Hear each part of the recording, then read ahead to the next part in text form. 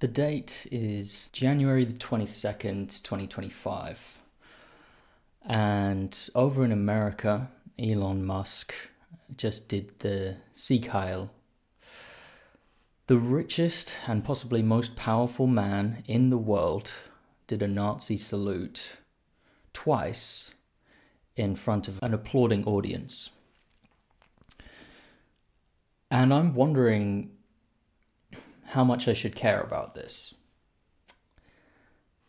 and what it means for me, and what it means for us. I understand that this is a bit of a departure from the usual kind of videos that I do. Normally I talk about animal rights on this channel, but I'm troubled by this, honestly, guys. And so maybe you guys can help me out with some answers to some of my questions.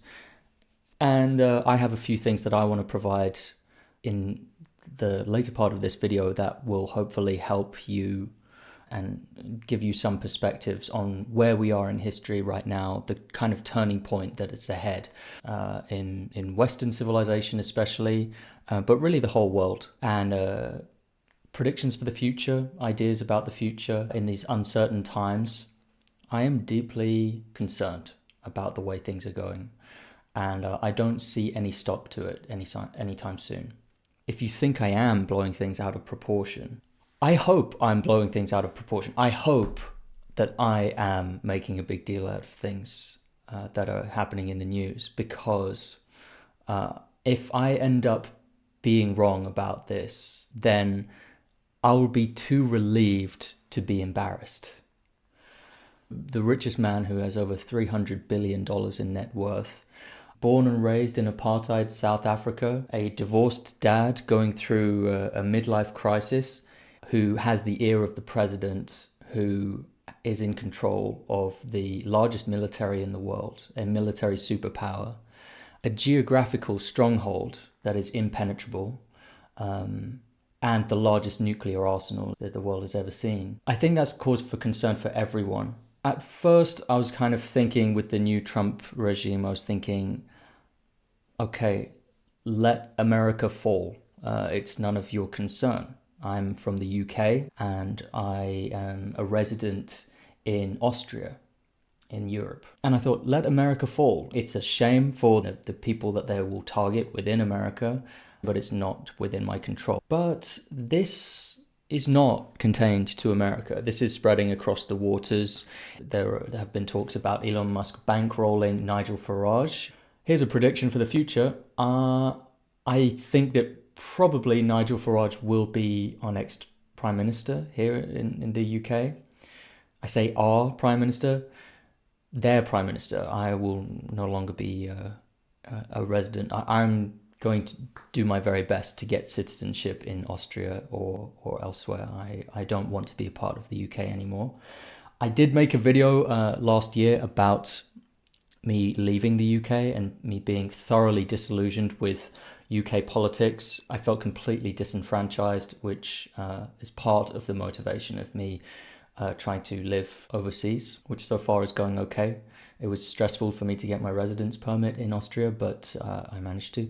Anyway, that video, I ended up just not publishing it because I saw a bunch of other people making similar videos about the brain drain in the UK. I've seen a lot of people covering that topic already, so decided to not go into that. But with this one, I couldn't resist. By the way, this is still going to be an animal rights channel. This will not impede my production of animal rights videos.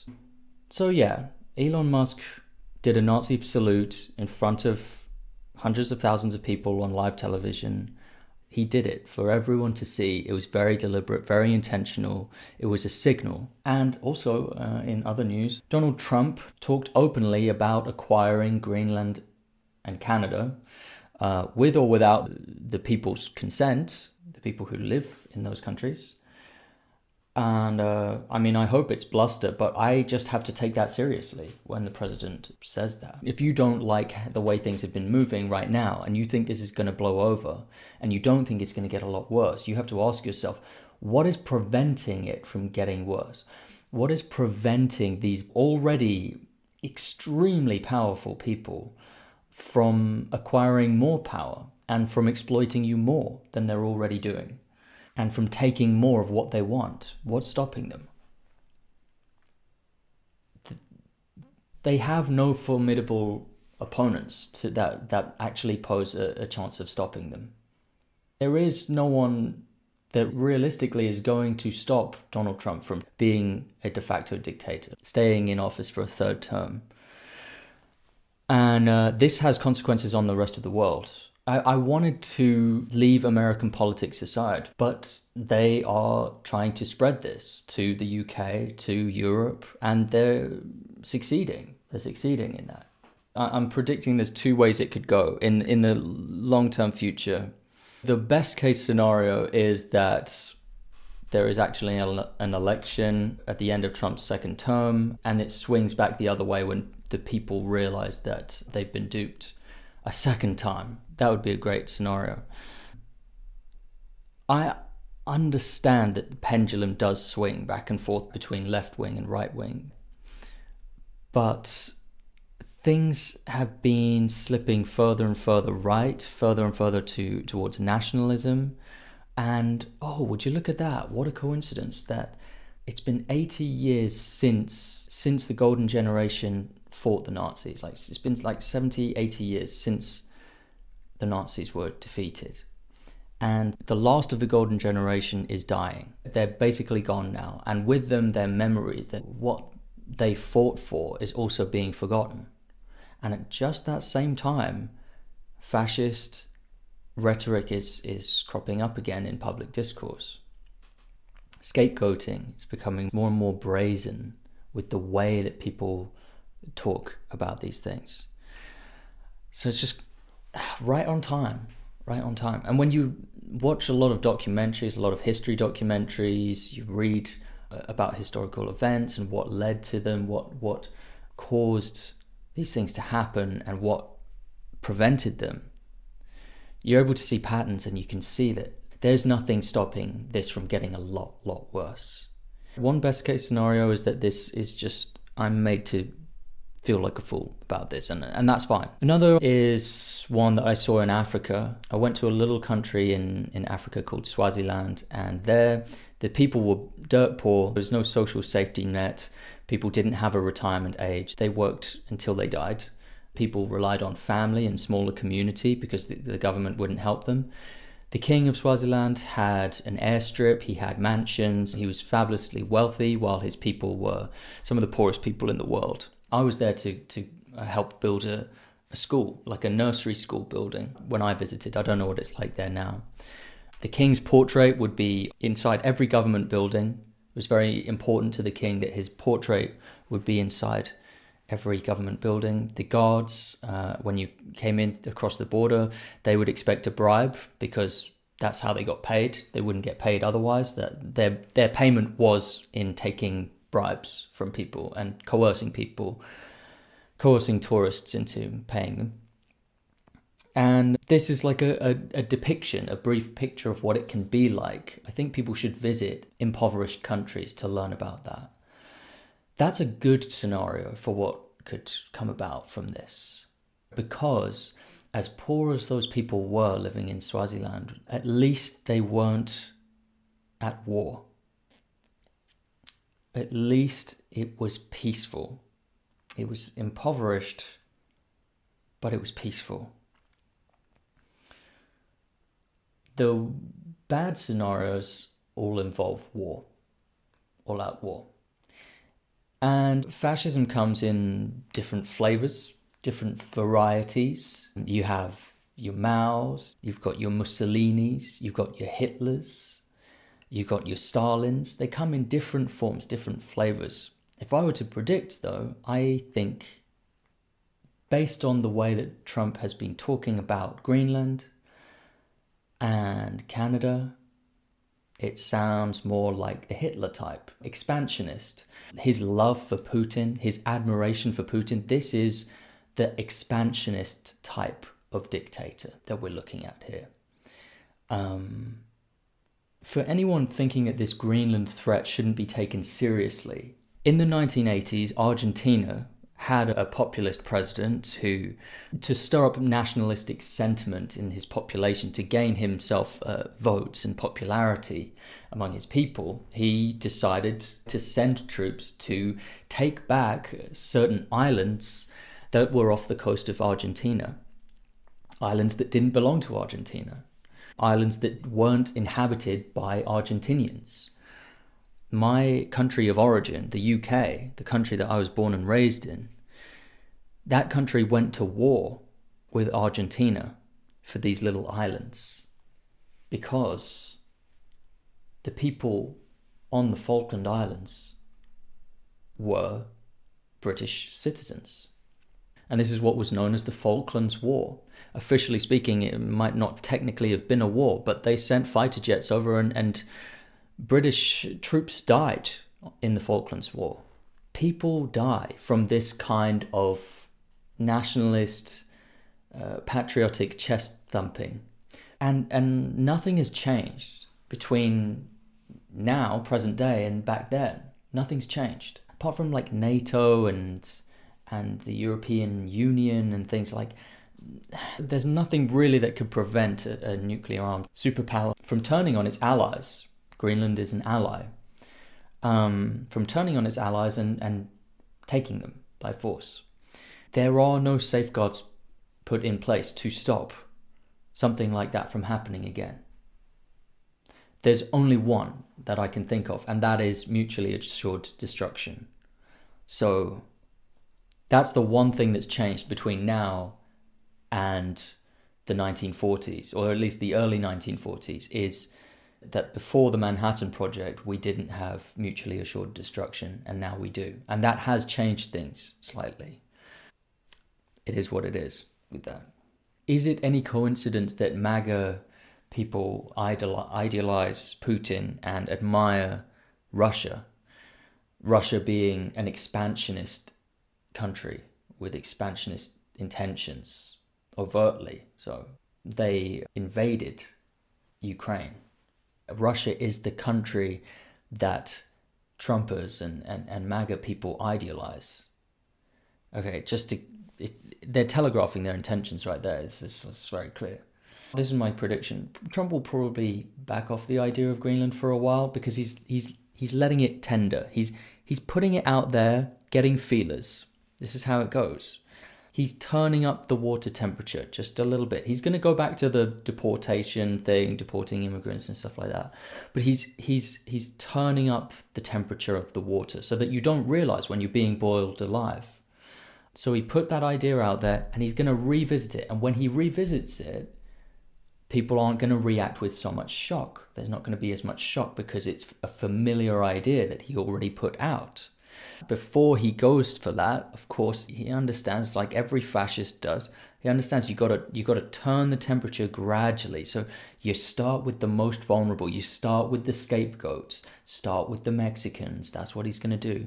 He's going to start with the Mexicans. He's going to start with trans people. And then he's going to turn that temperature. He's going to turn it up. He's going to roll back the progress made for homosexuals. And it's going to turn up more. And it's going to be journalists. You're going to start seeing journalists go to prison, just like in Russia. You're going to see political dissidents be jailed or killed. This is how it goes. And there's nothing stopping it. That's the thing. There's nothing preventing us from slipping back in the West. In the UK as well. The UK is the lapdog of the US. And the same thing is happening. Suella Braverman just went to Trump's inauguration wearing a MAGA cap. This is someone who for a long time has had one of the highest positions in the country, one of the highest positions of power when it came to domestic decisions. And she's going to the US wearing a MAGA cap. I mean, it's so cringe.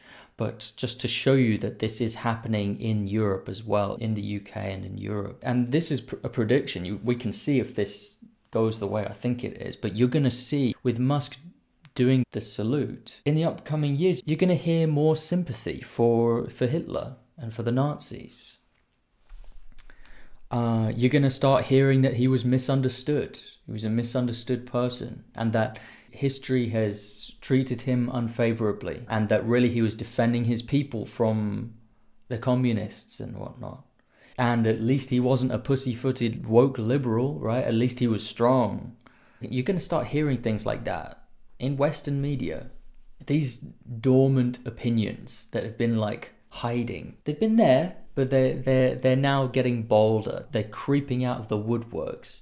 And there is a cyclical kind of positive multiplier effect when it comes to these sentiments, because as voices become emboldened to talk openly about fascism in a positive way, and to talk openly about these more and more extreme solutions to problems that have been, of course, manufactured problems a lot of the time, that has a positive multiplier effect. When ordinary people who are not very well educated start hearing those opinions on the news and start nodding their heads and agreeing to it, and it's news that's deliberately designed to get them angry, to get them riled up, and to make them feel like they were wronged and that this is their chance at vengeance.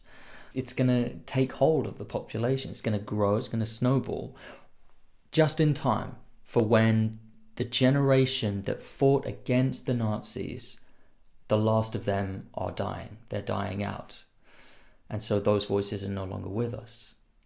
Only this time, one thing has changed. The countries that we're talking about are nuclear-armed countries. I think people living in Hiroshima probably didn't think that they were going to get bombed that day. They didn't think that they would be vaporized that day. In fact, I know they weren't, because I've heard testimonies of people who survived. But they were. They were vaporized. You never think it's going to happen to you until it happens to you. There's this movie that came out in the 80s that I watched not so long ago, and it's a really good movie, and I think everyone should watch it. And it's called Threads. I think it might be one of the most important films ever made. And it just makes the whole nuclear escalation real. It shows nuclear escalation not from Oppenheimer, not from Einstein's point of view, but from ordinary people's point of view, people like you and me. It follows the storylines of regular people, and it just depicts it very accurately, what they would go through in a nuclear apocalypse and a nuclear winter. But anyway, so that's kind of my line of thought. I've shown you my train of thought. And now I'll take it back to the initial thing. The initial thing that sparked this today, where I went to the gym, and this is all I was thinking of when I was hitting the gym, is just this topic. It started here. Elon Musk got up on stage and did the Sieg Heil. How much should I be thinking about this? That's my question to you. Should I give a shit? Should I worry about this? Should I be planning for what is likely to happen next? Or should I tune out? Like, I really hate watching the news, especially nowadays. I'm kind of revolted by it, but I like to check in every now and then just to know what's happening in the world, because some of these things will affect me eventually. Like, I can see one thing leading to another and this affecting me eventually. I'm not in the firing line right now. I'm actually okay. I'm a pretty regular person. I've got a pretty good situation going for myself. I'm not like a millionaire or anything, but I've got a pretty good situation going. But I'm thinking ahead. But at the same time, like, I don't like to be thinking about this stuff because it's not real yet. Like, it hasn't... The worst things that I can imagine happening haven't happened yet, and they haven't reached me yet. I feel relatively safe in Austria right now. I've kind of set some thresholds for myself for what to do. One of the thresholds is wherever it is I'm living at the time, if they start arresting journalists for just speaking out and reporting things, that's the sign to move, to leave, get out of there. That's something I've learned from history, from studying these regimes and how they work. When they start arresting journalists for reporting actual events, GTFO. Now, that hasn't happened yet. It might go that way with ag-gag laws, but they haven't knocked on the doors of people who have documented these things. Not yet. It's close. It's never too far away from happening. But yeah, I think it's good to have your mind made up of just knowing the conditions under which you will leave. I find I'm quite mobile, so I'm actually able to move. And because of that, I am taking advantage of that. I am mobile and I plan on staying mobile. So that brings me to the next part. These are measures that I have taken, and maybe some that I'm considering taking as well, in response to recognizing that we've had it good for a number of decades and things could get really bad in the world right now. And it's going to be hard to find a place to duck and hide. Not impossible, but it could be hard. So first of all, I've moved country. I'm just back visiting my family in the UK, but I live in Austria now. The reason I'm probably thinking about this topic a lot is because I'm in the UK, and when I'm in the UK, I might watch the news a little bit. I might overhear the news from my family watching the news, and I also read the front covers of newspapers, so I'm a bit more tuned into the news, which is why I'm probably thinking about it a lot. But in Austria, I feel a little bit more insulated from the news on a daily basis, which I think is good. I've decided that I only need to get a news digest once a week at most. I don't need daily news. I think daily news is way too much. A weekly news summary will contain the important stuff, okay, that happened that week. You don't need daily news. It will just ruin your mental health to hear the bad news on a daily basis. But also living in Austria, it's in Europe. I want to be in Europe at this point. That could change. I want to stay mobile. So while I am in Austria right now, I can move. That's important to me. It would be upsetting for me because I love my apartment in Austria, but I could if things go bad. If Russia continues to do what it does and Austria is close by. So not the best place, but also not the worst. At least Russia isn't broadcasting simulations of nuclear weapons wiping out Austria, because they do that with the UK. Did you see that clip of Russian state television simulating wiping the UK from the map? So yeah, news no more than once a week. I bought some more Bitcoin. I've been holding Bitcoin for a little while now, since the pandemic at least, or since maybe 2021. And I've bought a little bit more. I'm probably going to buy a lot more in the near future. There's nothing stopping it. There's nothing stopping Bitcoin from going up now that Trump is in office. There won't be regulations on it, and so it's likely to go up. And so, yeah, got to buy it. Got to buy Bitcoin. No, I'm not going to tell you what to do with your money. That's what I'm doing. So I'm going to buy Bitcoin. There's a few stocks that I'm going to buy as well. I'm going to invest more in the S&P 500 as well. It's probably going to go up because of deregulation in America. I haven't taken this step, but it's a non-action. I am not enlisted in any kind of military reserves or anything like that. If you are out there and you're watching this and you're thinking of enlisting in the military or being a reservist in the military, maybe don't, because there's a realistic possibility that if you're in army reserves or something, that you will fight and die in the upcoming couple of decades.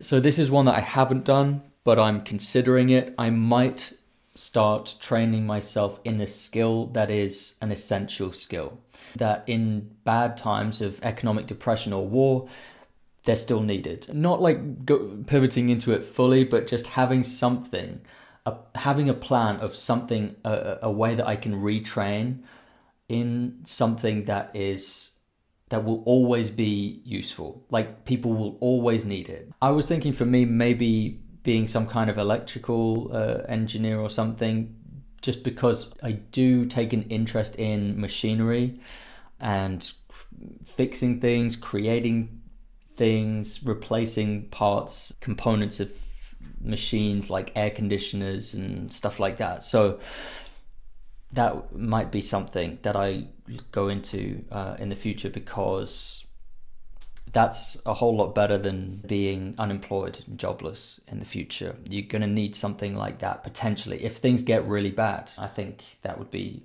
prudent.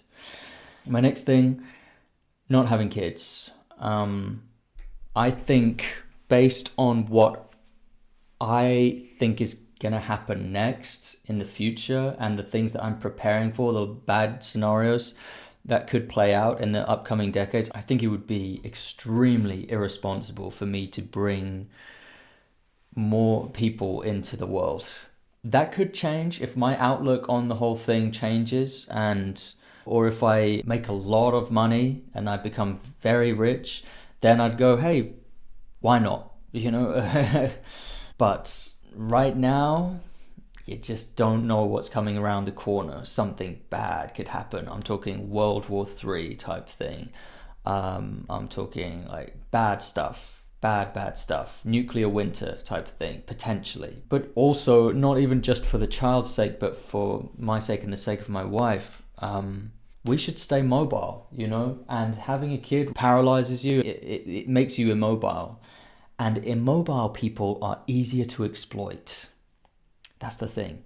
If you can't get up and move house, if you can't get up and move to another country, and you're stuck in one country, and that country goes to shit, and their government and your government turns on the people, and living conditions get worse and worse and worse, and you can't move, you're easier for them to exploit. I have no intention of being exploited. Kids is one of those things that really ties people to a single location. Not right now. Not going to do it right now. And I'm open to this being different. Like, I hope this situation changes, but it would be irresponsible of me. This is another principle I've thought of a lot. Mitigation is usually better than adaptation. So when it comes to things like healthcare, it's always better to mitigate a problem, to prevent it from happening in the first place, than allowing it to happen through poor health decisions and then dealing with the consequences. So diet, taking care of your health, exercise, these are preventative things that will improve your likelihood to not getting sick, not getting ill, because getting ill makes you vulnerable. And in a time like this, public safety nets, social safety nets are one of those things that will be restricted and tightened in most areas. In Austria, that's probably not a problem. It has very good public services and social safety nets, so I probably don't have to worry. But if you're an American, if you're in the UK or something and you're watching this, something to consider. Mitigation is better than adaptation. Now, going back to the mental stuff, one of the things is enjoying my time now while it lasts, enjoying the good times. If we're on the tail end of an era of peace and prosperity, relatively peaceful and prosperous as compared to other periods in history, got to enjoy it right now. You've got to make the most of it, Make art, make films, make music, make love. Make love a lot. And that's what I intend on doing. Like all of the above, because it might be your last chance. And another thing, a mental measure to put in place is I'm consciously making the effort to not let bad news affect my celebration when good things happen. When there's a cause for celebration, I'm not going to let the bad events creep into those celebrations and stop me from enjoying the moment and enjoying a small victory. You got to take those small victories when you have them. When you manage to change someone's mind on something, to show them a different perspective where they become more progressive as a result, when you are able to change one person's mind to be more compassionate towards others, for example, towards animals, that's what I do a lot of, take that victory. Don't let doom and gloom affect your celebration then. You got to take the little victories when they happen. Living to the fullest. And also, I'm going to try and preserve the normal things in my life and normal activities, because yes, we do have to speak about these things. We do have to protest and stuff, but business as usual is kind of an act of defiance to the people who want to take your freedoms away from you. So some of my things I'll be making an effort to not react, to not respond, and to just be business as usual. I'm going to have to react to some things, but there are certain things you can choose whether or not you react to them. Petty little political infighting, for example, for me, for animal rights, there's a lot of petty infighting. I can choose whether or not to participate. I can choose whether or not to let that affect me, or whether I can just march on ahead. And I have a job to do here. I have multiple jobs I want to do. And getting too wrapped up in those petty fights, that's not moving the needle. So going ahead, business as usual, is an act of defiance in itself, if you're able to do it. But more on the theme of what I've been talking about, of potential wars ahead on the horizon and your country getting you to potentially participate in things that you don't agree with. That is a scenario that might play out, as it has in history many times. I want to give an important point for people to consider, and that is conditional love for one's country and conditional loyalty for one's country. I think a lot of atrocities and disasters of the past could have potentially been avoided if everyone, in a time and place like Nazi Germany, if everyone had chosen to be loyal on condition that their country was doing things on their behalf, that was doing things that represented their truest intentions. I don't think it makes sense for me to be loyal to the UK if, like in my case, the last 5 prime ministers that were voted in were the opposite candidates for who I wanted.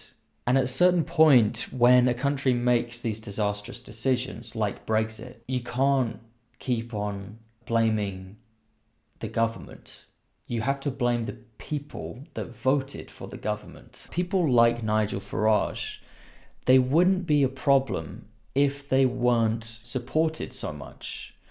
If Tommy Robinson was just some nobody that was doing these unhinged racist rants on the train somewhere and no one really took any notice of him, people would kind of shy away from him and he was just that town crier madman, then it wouldn't be a problem. The problem is that the people of the UK are eating up what he's saying, and they vibe with this guy. They vibe with this racist con man.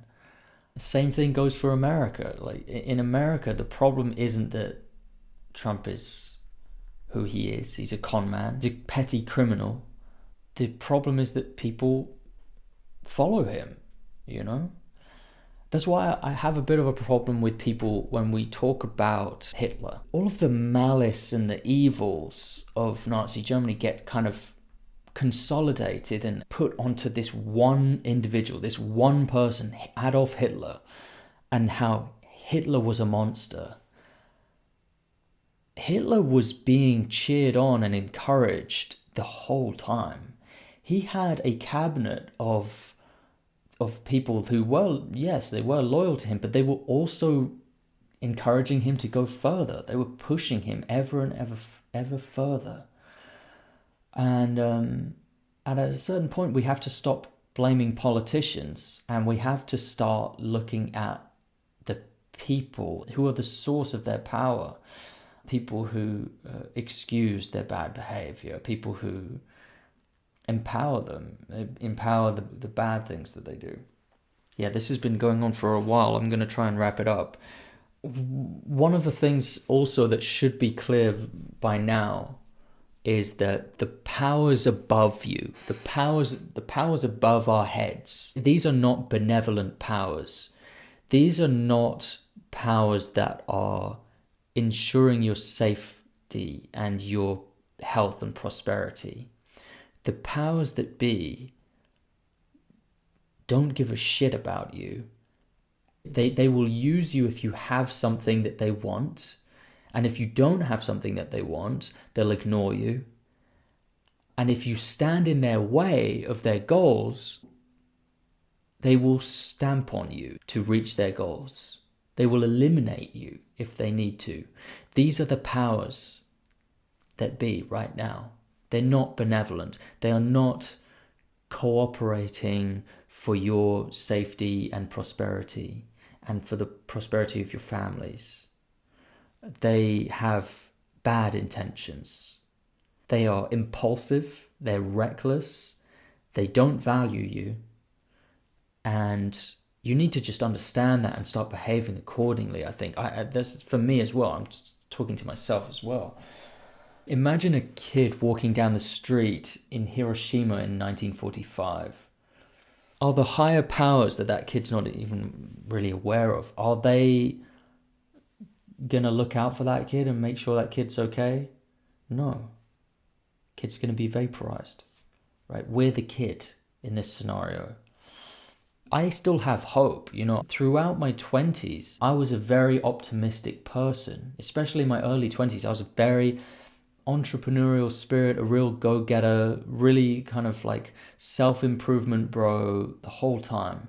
And, I knew a bit about politics, but I didn't ever need to have this kind of reality check. And it's sad that the situation right now is causing me to be more cynical and causing me to be more distrustful and more alert. But that's appropriate. We have to adapt. We have to adapt to our environment.